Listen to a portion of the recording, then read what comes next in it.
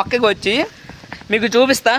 మీకు చూపిన తర్వాత ఆ మొక్క పేరేంటో, ఆ పళ్ళు కాసే పళ్ళు ఏంటో మీరు చెప్పండి చూద్దాం. ఫ్రెండ్స్, ఇక్కడ చూస్తున్నారు కదా, ఇదేం పళ్ళో చెప్పుకోండి.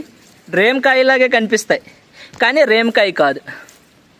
మీరు కామెంట్లో తెలియజేయండి ఏమనుకుంటున్నారు. చూడండి, రేమకాయ మోడల్లో ఉంది కదా, రేమకాయ అయితే కాదు. ఆల్రెడీ పళ్ళు అయిపోయి నలుపుకున్నాయి చూడండి. చూస్తగా మనకి కొండ ప్రాంతాల్లో ఉండే వాళ్ళకే తెలుస్తాయి ఈ మొక్కలు వస్తాయి. ఆ పళ్ళు మనం తెంపేటప్పుడు చిన్న పాళ్ళు విధంగా వస్తాయి అనమాట. సో ఇది కూడా అలాగే వస్తాయి. ఇది కూడా, ఈ పళ్ళు కూడా తినొచ్చు అనమాట. ఇది కర్రొండ పళ్ళు అంటారు, కర్రొండ మొక్క అనమాట. సో 2-3 తీసి తిందాం మీకోసం. ఇది చూడండి పాలు ఇది చూస్తున్నారా, పాలు వస్తాయి. దీనివల్ల ఏ ఎఫెక్ట్ లేదు, తినొచ్చు, పర్వాలేదు. కడుక్కొని తినాలి, బట్ మీకోసం ఒకసారి టేస్ట్ చూసి చెప్తా.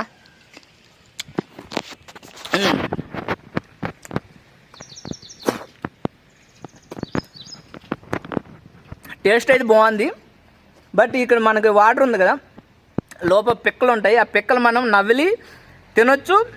ఈ పొర మనకి తొక్క ఉంది కదా, ఈ తొక్కతో పాటు తినేసి ఆ రసం మింగేసిన తర్వాత మనం నమిలి తినేవచ్చు.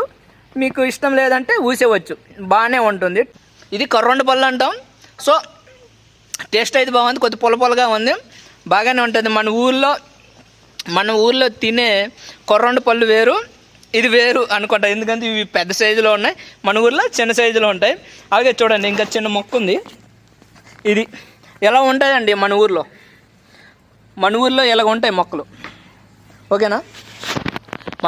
మన ఊర్లో కర్రొండ పళ్ళు ఇలాగ ఉంటాయి అన్నమాట. ఇవన్నీ ఇప్పుడు